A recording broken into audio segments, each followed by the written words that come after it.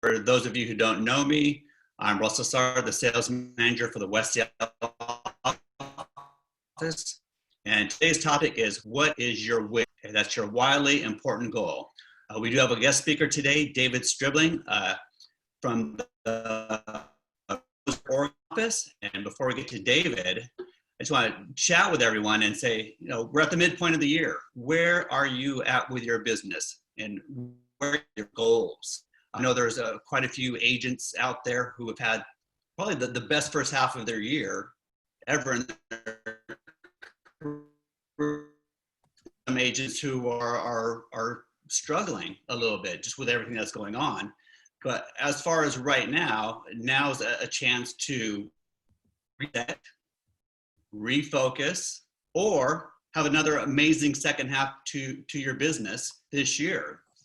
And part of that is having something in place to attain end goals. So today we have David Stribling. He's the principal broker from the Roseburg Oregon office. Been in the business for 27 years, director as well. So if you could please help me welcome David. David, we'd love to hear from you. Hi, everybody. Thanks for having me. You know, it's funny talking about where's your WIG, and Russ was talking about goals. And it's kind of interesting when you look at running a business, you know, where are your goals, how you set goals. We as managers are always trying to get brokers. Well, in Oregon, everybody that's an agent's a broker. So you may hear me say that different. We have principal brokers and brokers, but you know, managers are always trying to get their agents to set goals and work towards those goals. And that with this, which goals do you set? And nobody's business is the same as anybody else's. So what we're going to try and take a look at today is, you know, setting a WIG, a wildly important goal, something that will move the meter of your business over a set time period. So maybe what your goal is to move that meter over the next 6 months. So where the WIG comes from is the 4 disciplines of accountability. And so there's a book written from Franklin Covey's group, and what it was called is the 4 disciplines of accountability and achieving your wildly important goals. And if you know Franklin Covey, it's not just the company that makes planners. So, you know, they do that too. But they consider themselves the world leader in consulting and training, establishing individuals and organizations to achieve results that require lasting changes in human behavior.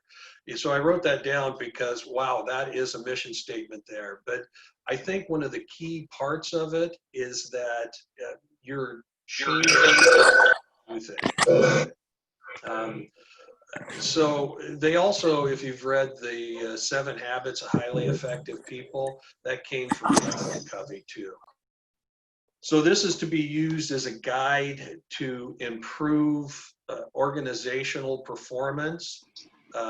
It's used by a lot of the top companies in the country, but especially Berkshire Hathaway. This is one of those things that Warren Buffett is a big proponent of. In fact, HomeServices, as you probably know, is owned by Berkshire Hathaway Energy, and Greg Abel, that used to run Berkshire Hathaway Energy, always made the managers from low-level managers all the way up use the 4 disciplines that we'll talk about here in a little bit. If you look at Gino Bellafari, most of the stuff he has, Gino right now has just implemented where our CEOs, like Jason, they report in each week using the 4DX, the 4 disciplines of execution. And so what they talk about is different in each market, but it always is something that will drive business forward. So what are those 4 disciplines? And I think you have a worksheet there. You can follow along. You can just take a look at it. But the 4 disciplines is first is focus on a wildly important goal.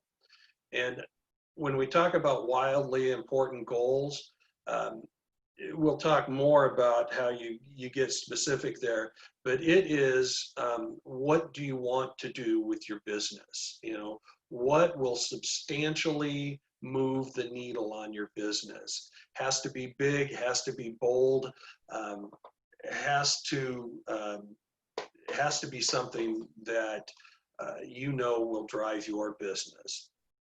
The next discipline is that you have to act on your lead measures. And we'll talk about lead measures and lag measures, but as the short answer, a lead measure is something that you act on. It's an action.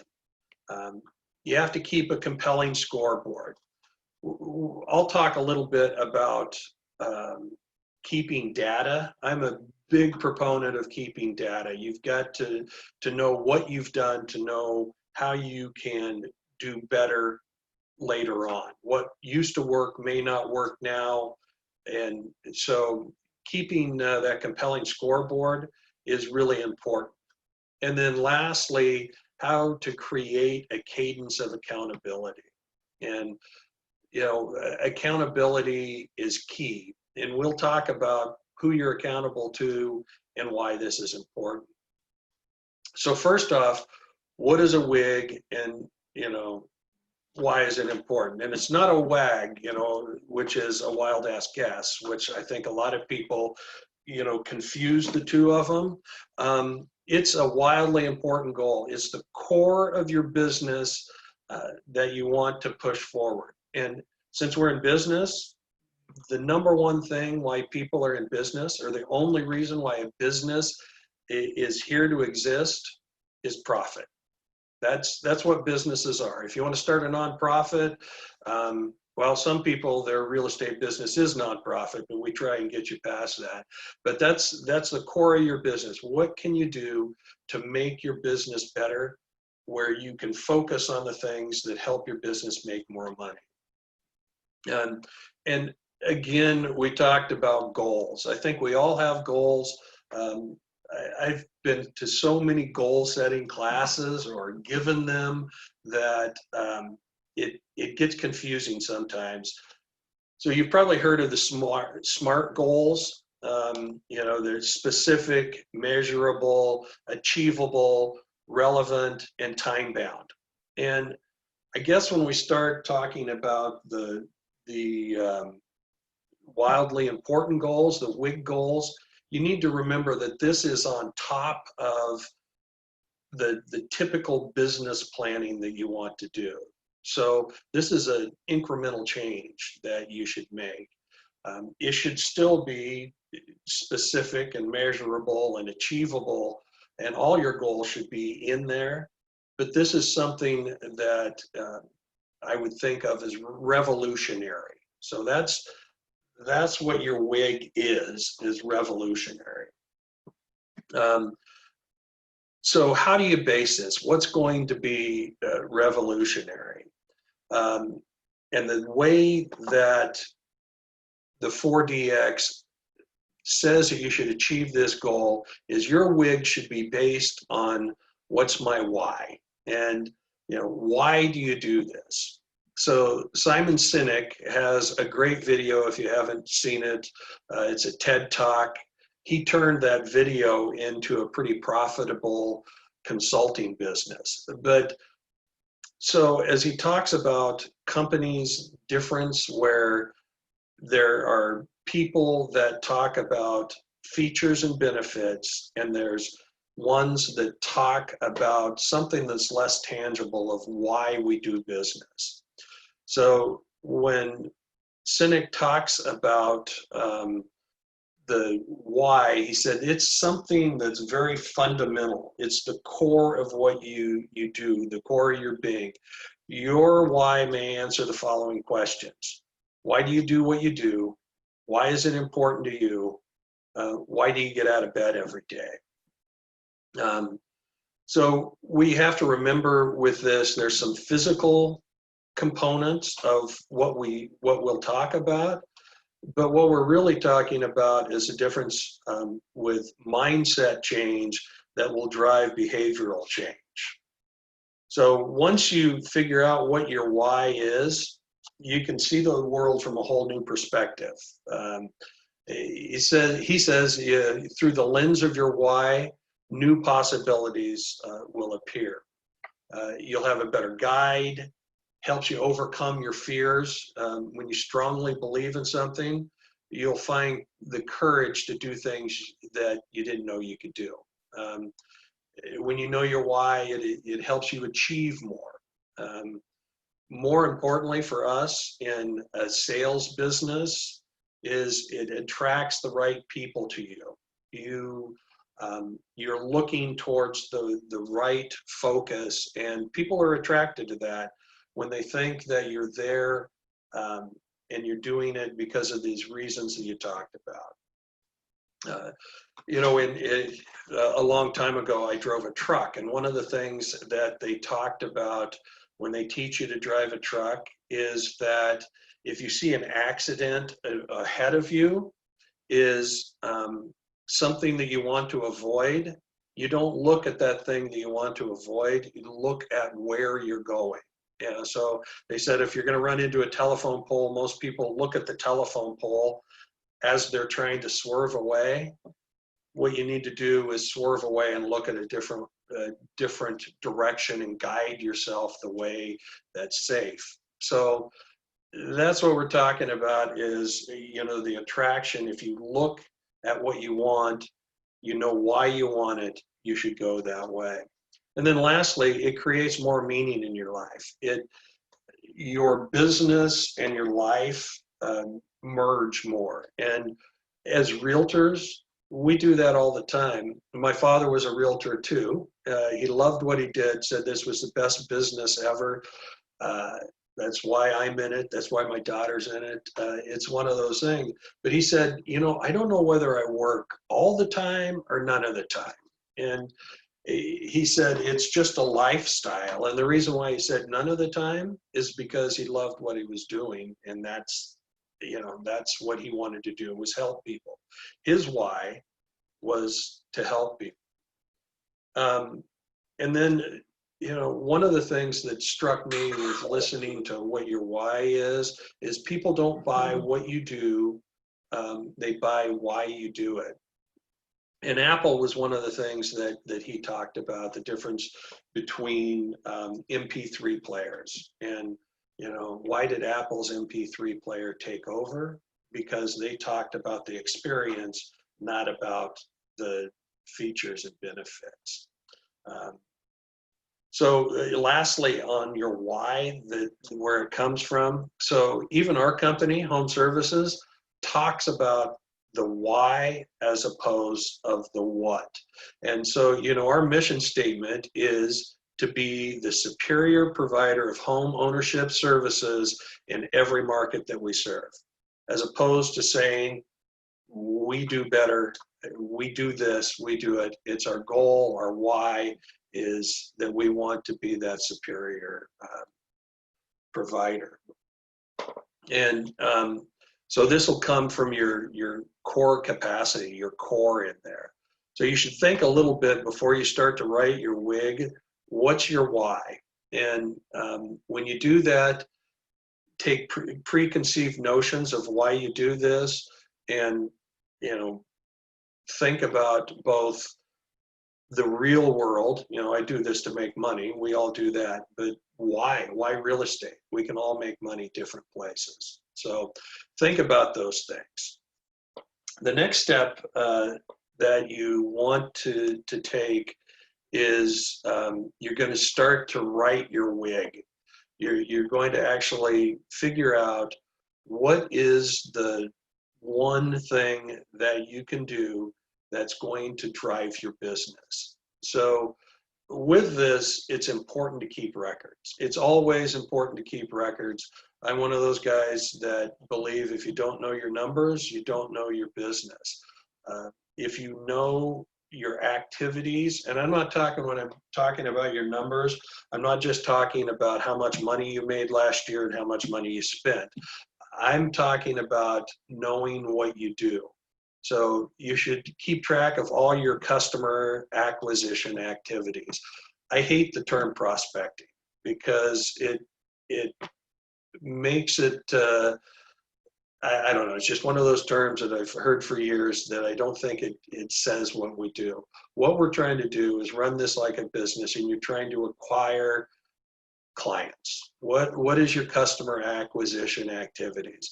You know, how many calls you make to your sphere? You know, do you call FSBOs? Do you call expireds? Those type of things you need to keep track of. How many conversations lead to a sale? How many conversations lead to an appointment?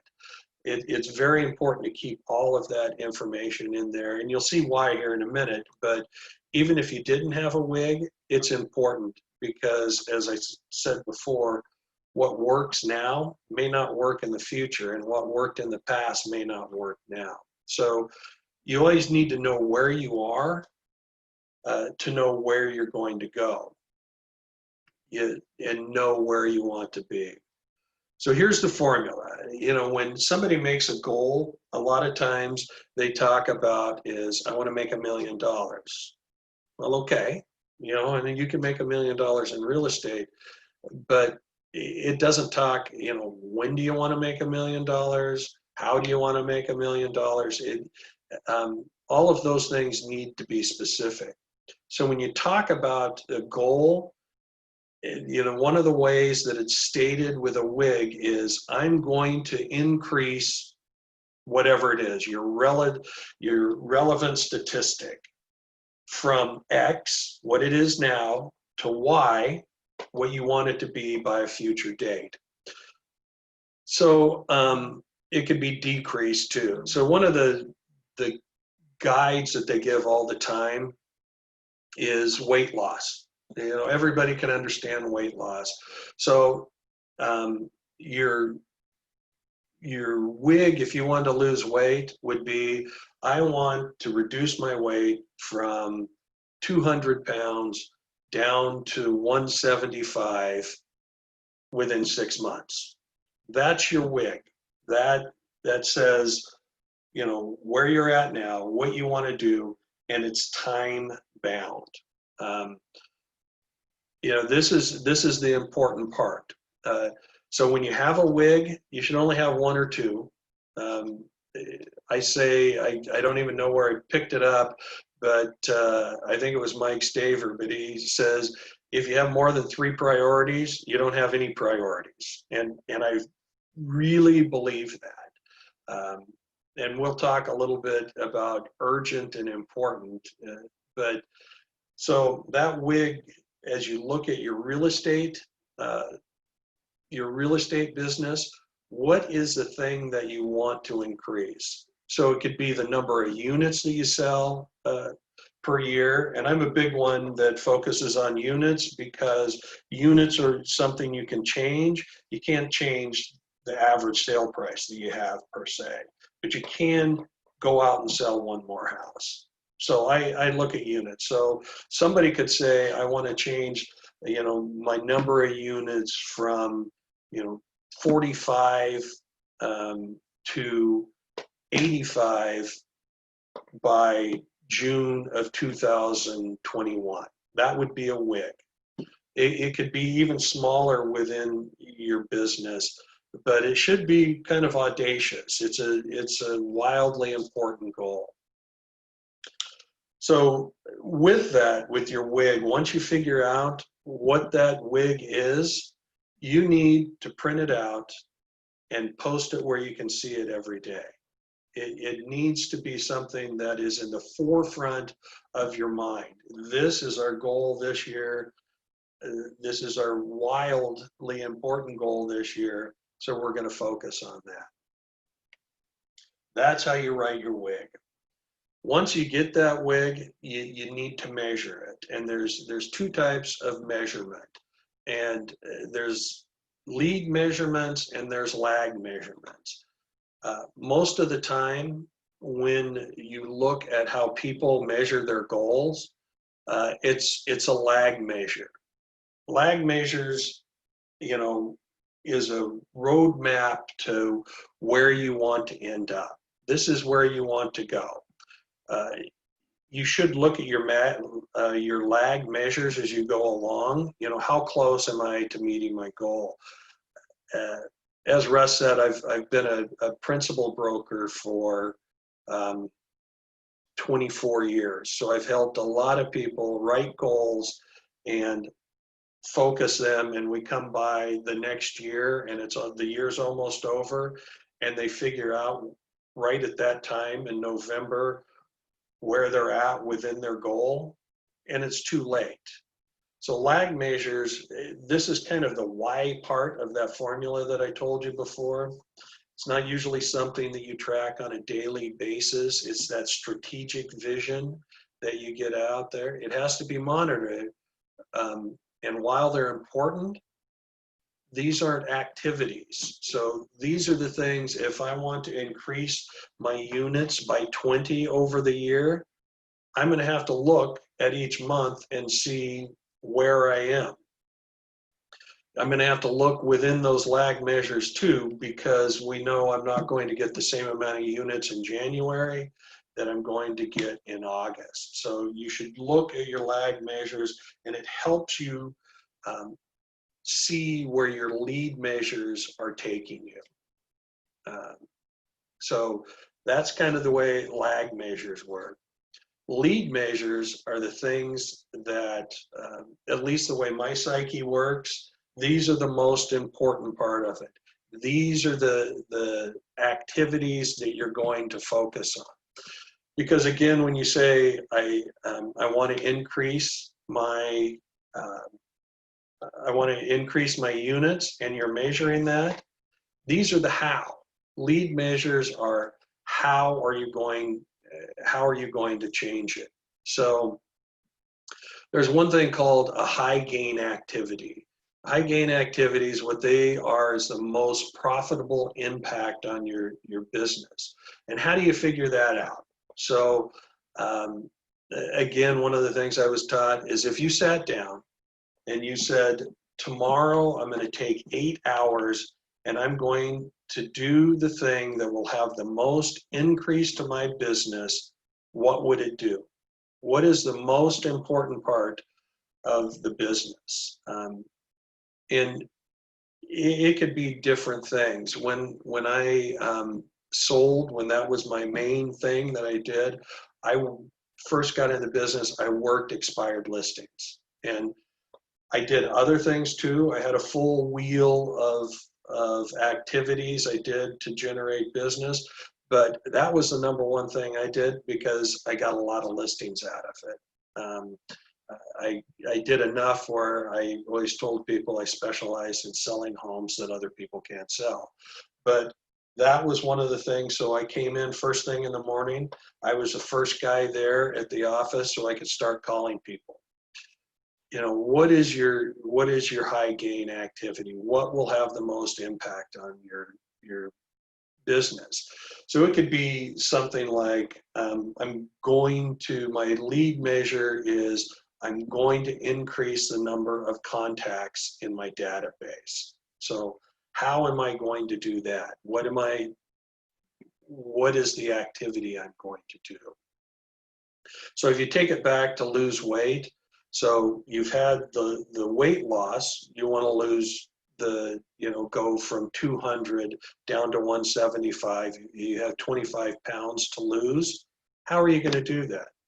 Well, everybody says diet and exercise, right? So how are you going to diet? How are you going to exercise? So the last time I lost weight, I had an app. It said, I monitored everything I ate. I monitored all of the exercise. So as that, you could say, I'm going to walk 5 miles a day to lose weight. So with real estate, the lead measure is I'm going to call 5 new people today. I'm going to do these activities.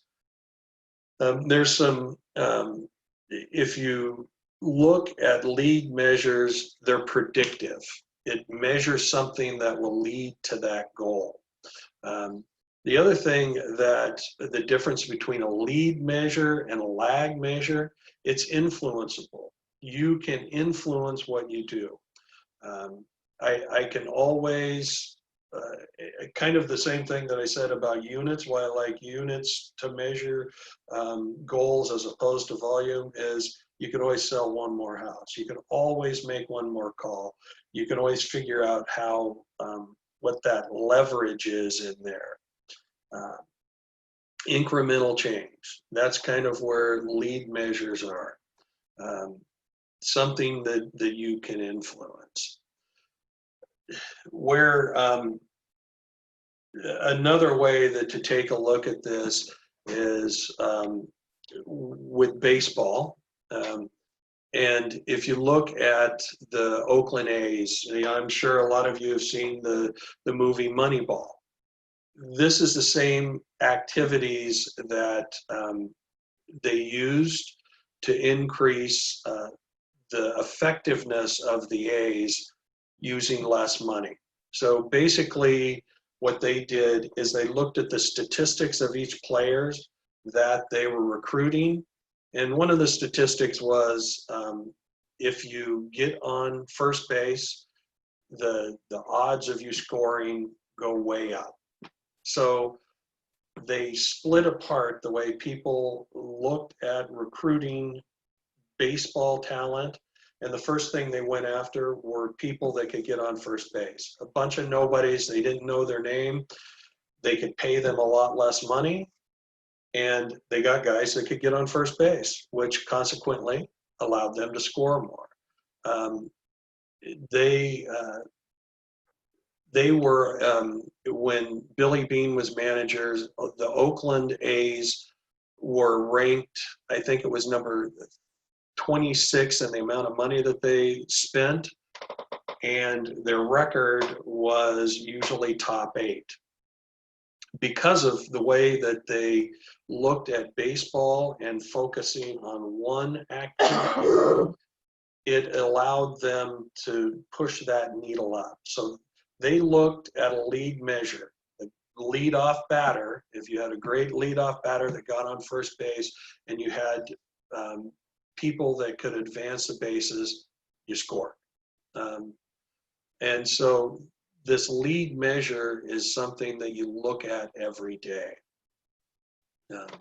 You need to remember that it is something that is impactful. It's a key activity. Another aspect of this is that you look at, what are key activities versus the stuff that you have to do every day anyway. So, when I was taught this, it was focused on leadership of the office, and they talked about the whirlwind, things that you have to do just to stay alive, just to keep the lights on and the doors open. And you're that way too. There's things that that you work on daily. You show property, you list property, you create flyers. There's the whirlwind. There's the business part of the business that everybody thinks that realtors do. There's also that other end that what you do is packing the pipeline so you have the customers you can help on the other end. When you talk about the whirlwind cannot stop you from doing those lead measures every day. And we all know as realtors, we have flexible schedules. We may have to miss a time that we've set up, the priority time to build our business. But the key to this is you got to make it up at some other point. You have to come back and do that activity that you said you were going to do on top of everything else. It's the difference between important and urgent. Important are things that have to be done to keep your business up and rolling and expanding, these lead measures. Urgent are the things that are screaming in your ear. That telephone that rings all the time. Mine that just rang while I was talking, and human nature, you always want to pick up a telephone. That's urgent. That's the urgency. But it may not be as important as the things that you know that you can do. So JT that just called me, I know he'll be there when I call him back. He's got my voicemail. He knows I'll call him back too. So even though it felt like I should do it, what I know what I need to do are those key items that you're going to make, those lead measures. You have to be careful of organizational drift. So how many times have you made a goal and you set out real strong right at the beginning, and you're doing it for a week, and losing weight's one of those things that always comes in there. So you are exercising every day, you're taking a look at the foods that you eat and doing all that, and you're really great for 2 weeks. And then you might skip a day exercising here, but you come back to it, and then you may skip 2 days next week. That's organizational drift. That whirlwind of things that you know is waiting for you to do, you get in there and do those things as opposed to the activities that support your WIG. We know as business owners, there will always be something for you to do. If you've done everything for your business, you're not expanding your business, and it's probably shrinking. So you have to forget about those things that are not important and take care of the important part. Again, like I said before, this is incremental change. This is one thing that you did on top of it. Just one more thing that you're going to do today.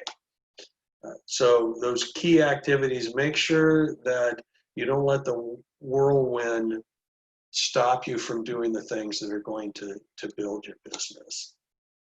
The next thing I'd like to kind of talk about is data keeping. Again, you have to know where you are to know where you're going. With these lead measures, as you're talking about it, and where you compare it to the lag measures, if you keep that information, you'll be able to see what's effective to you. So one of the brokers I have, she is fairly new, been in the business a couple of years, was our rookie of the year, very detail oriented. And so one of the things that she found is she's not good at open houses. So she also, in addition to getting better at open houses, she thought at this point, as she's getting better, she's going to focus her time on the things that gave her business to begin with, and that a lot of that was her sphere and leads from people that she knew. So she is still trying to increase and get better at open houses, but in the short term, to increase her business, she moved to things that she was better at. Data keeping too, if you write it down, you'll be more apt to do it. It's just human nature, and we all know that. Especially, I know we're all different, but I've seen the personality that it takes to be a realtor. For the most part, there's that core. A lot of us are the same. We,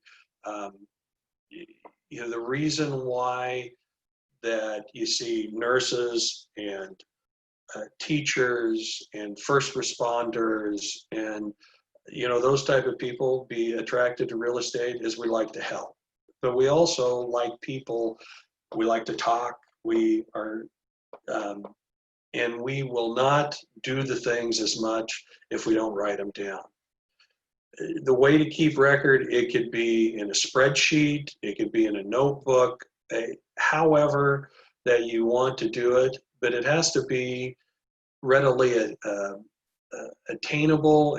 You have to be able to compile it. I have a spreadsheet that I give my agents, and they keep their weekly activity, and it talks about, how many calls, how many new calls they've made, just all of their activity.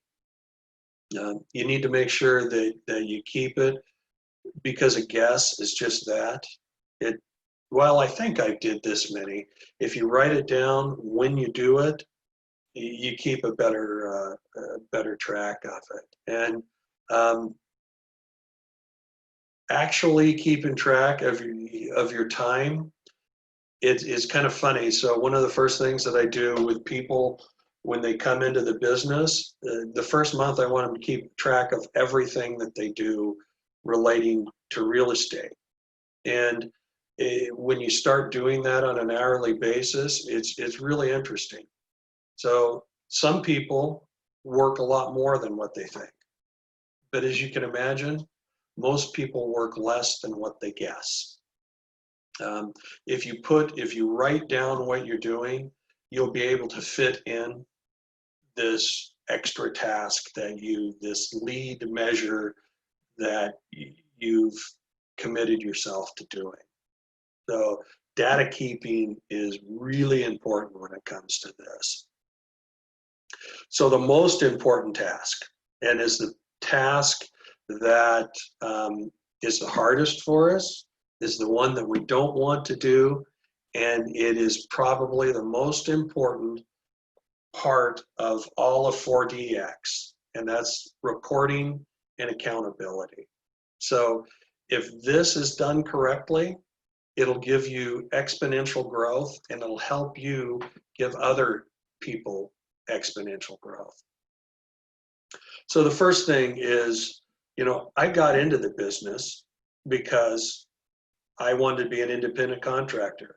I wanted to guide my own ship. I want to work my business the way that I want to. Well, this falls into that too, because I know across the company, we help each other out. And this, where it may be a little painful, helps each other. So who are you accountable to? Yourself. As a company, we may have production goals, and but you're the one that has to decide if the work that you're doing is good enough for you. You've got your why, so now you have to decide, as the CEO of your business, if you went out and hired you as a CEO to run your business, would you think that your current activity justifies the pay that you're going to pay that person? So I always try and think about that as running my own business. There's lots of people that depend on you. So look at it from 50,000 feet. You are accountable to you. But within this, one of the cadence of accountability develops a habit of doing those lead measures. And why would I want to report? I'm an independent contractor. Well, why do you get coaching?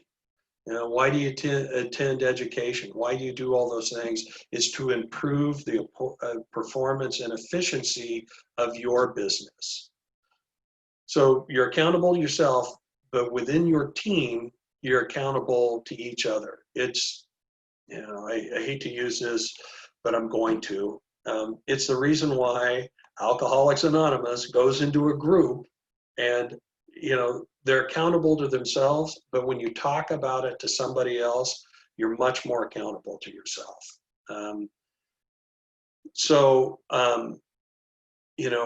Agreeing to work with professional realtors makes everybody better. So this is the part that makes your goal setting different. If you're a team leader and you have your own team, having these accountability sessions with your team once a week that I'll kind of tell you how to set it up and do it works great, but you have to be in there too. Tay will tell you that we as managers have the same type of things. We have goals we have to set, and there's accountability with our boss, but there's accountability between the managers too. And that's kind of what I'd like you to do. So if you're that team leader, you need to make sure you set up your WIG and you pattern your routine for the people that you work with.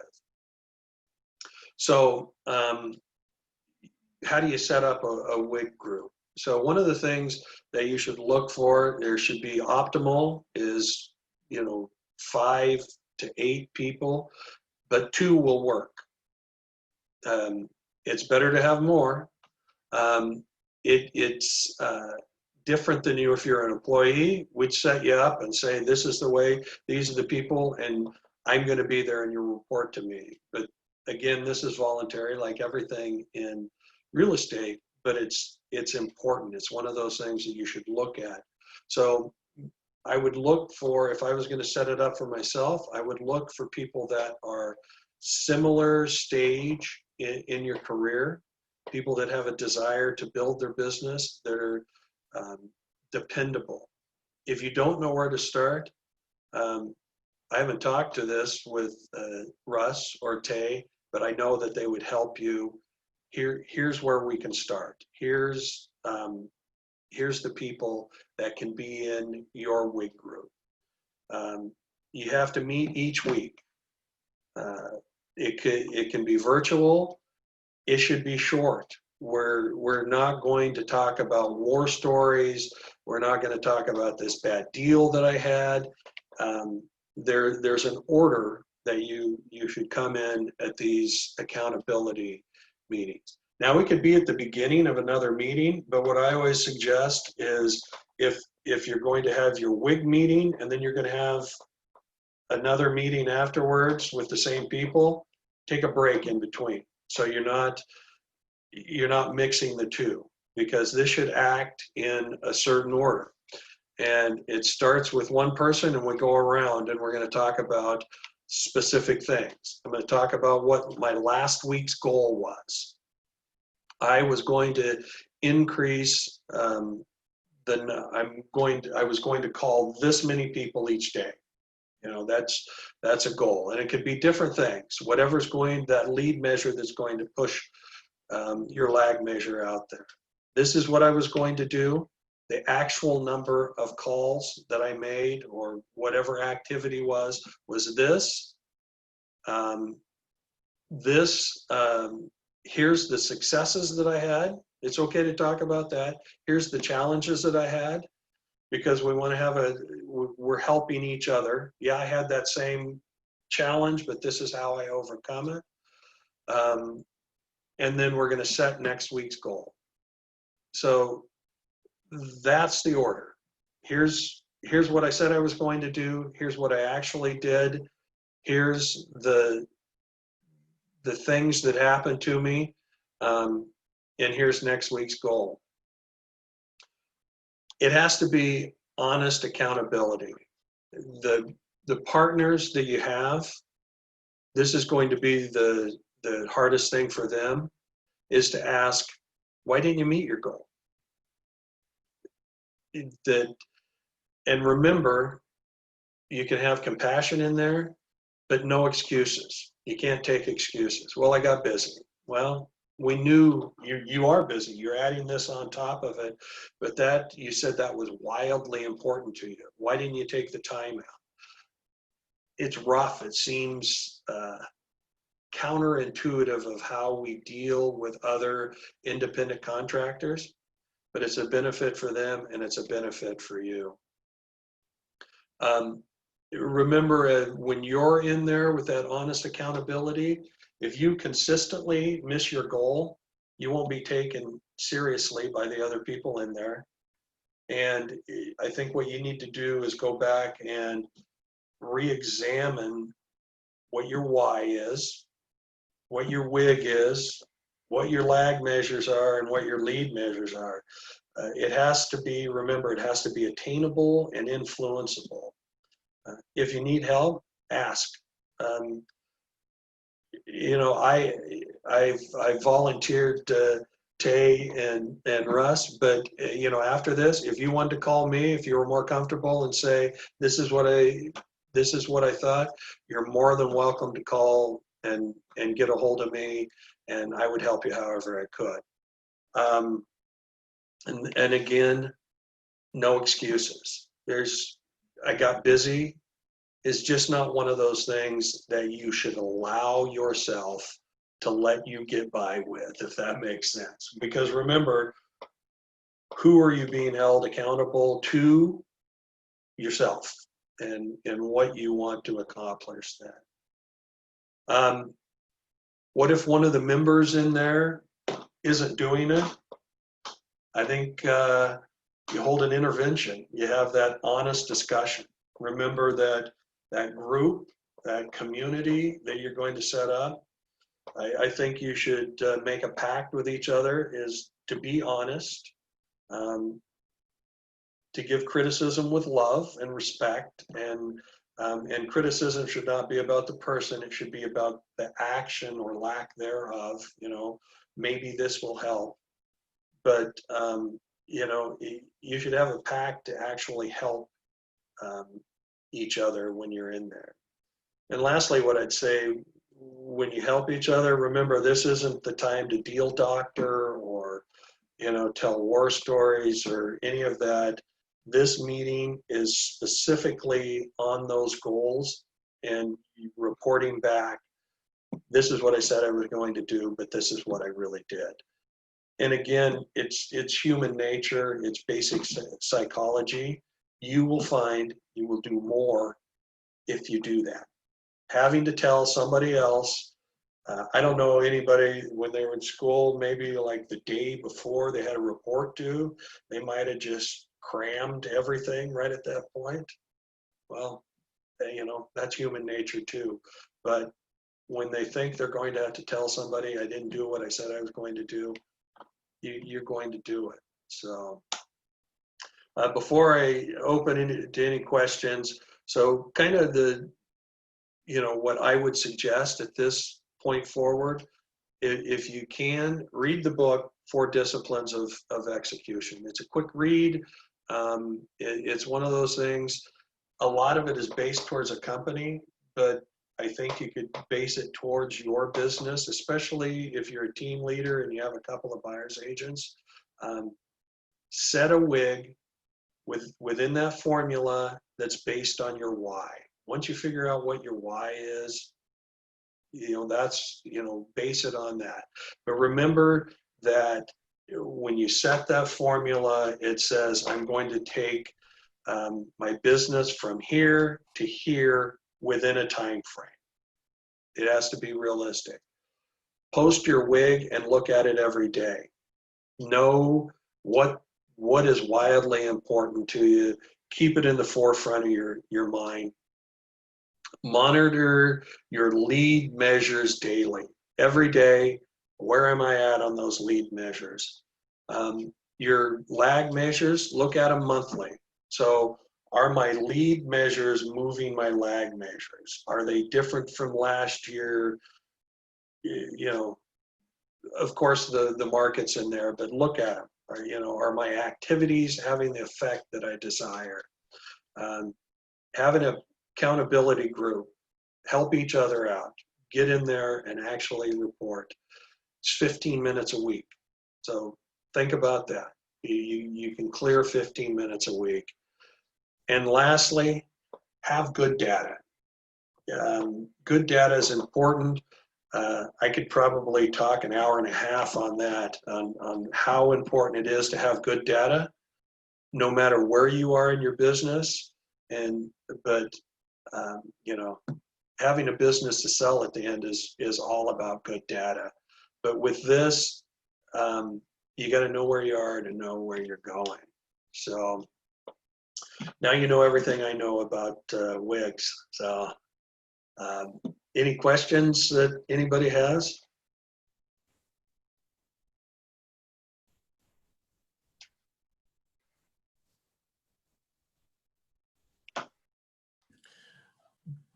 David, I think, well, first of all, thank you for coming and doing this. I really appreciate it. You and I, we've dealt a lot with 4DX and WIGs, Yeah. and the process of doing things with lead measures to accomplish your wildly important goal, and just how important those lead measures really are. What do you think about as you kind of create your WIG and you create your lead measures as you're getting there? What are your how do you set victories, right? Like if I've got a WIG, if I've got a wildly important goal that's going to be something that I hope to accomplish in the next 6 months or in the next year, right? That's great. But when do I celebrate when I get there? Do I feel good about myself along the way? How do you generally tell agents to set that up?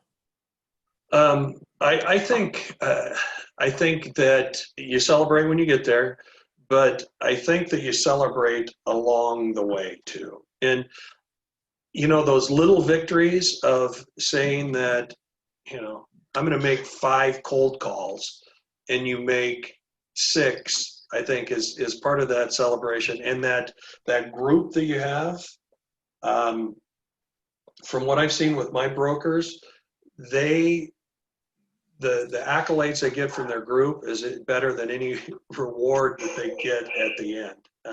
And it is funny that how we're wired as human beings is, one of the biggest rewards that you're going to get if you do this, you're going to make more money at the end, but making $20,000, $40,000, $60,000 more is not as important to most people for motivation as they are to get accolades from their group, and avoiding the group being disappointed in them because they didn't do the things that they were going to do. So I see that. My dad was always a big one on, you set a goal, you got to reward yourself at the end, no matter what it is, even if it's a monetary goal. So we're not just there. Money is not the end of anything that we do, even though we're here to make money. Money is a way to do what you want to do, to accomplish your why. And so, but he always said, so what are you going to do? You pay off bills or send kids to college, or,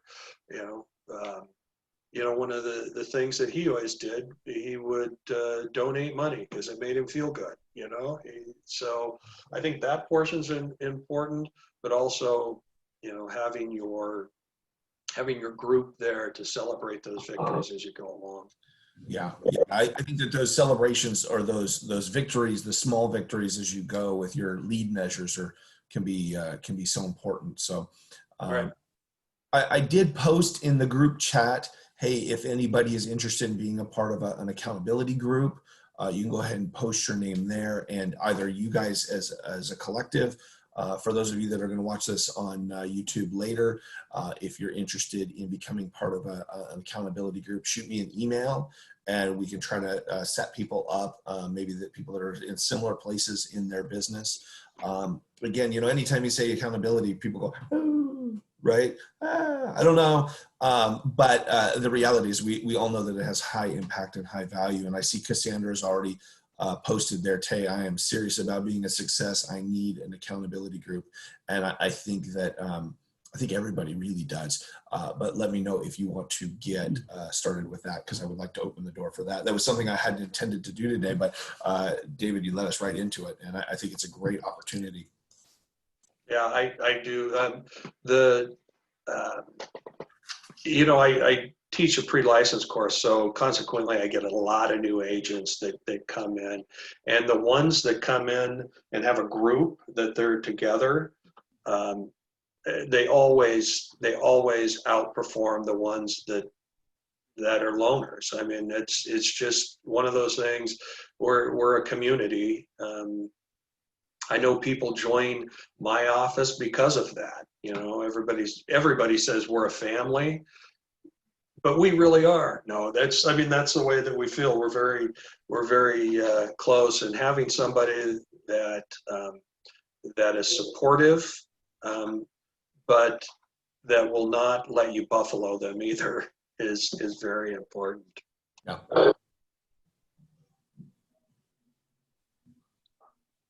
Any other questions for David before we wrap up? Yeah, quick question, David.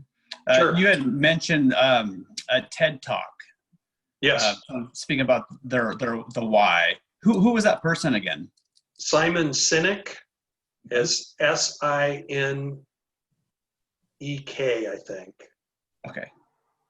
It's great that he talks about it, how in advertising, how we do everything backwards. We start, yeah, it is it's a great it's very good. It talks about the different ways people think. There's another one that I really like that talks about flexible mindset, and I will see if I can send that. I'll send that to you, Russ. That another TED Talk that I would say everybody should take a look at, and talks about being that flexible mindset. That as opposed to telling your kids you did great there because you're smart, you did great because you worked hard, and it's the truth. It doesn't matter how smart you are if you don't do anything. It's all about action. Absolutely.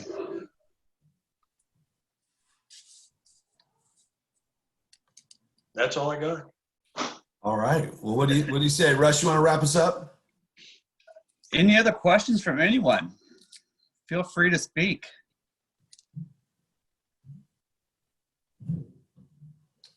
Thanks, Lindsay, for posting that on YouTube, the Simon Sinek video. So again, if you go to the group chat, Lindsay just posted the YouTube link for that. Awesome. Thank you, Lindsay. Well, good.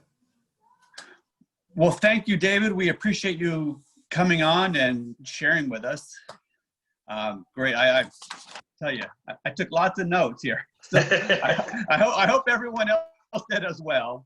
So thank you again. It was a pleasure having you. So everyone, for next week. So next week's topic is what is the now norm? So hoping to see everyone next week as well. And stay safe, stay healthy, and be productive. Thanks, everyone. Yes. Thank you, guys. Thanks, everybody. Thank you.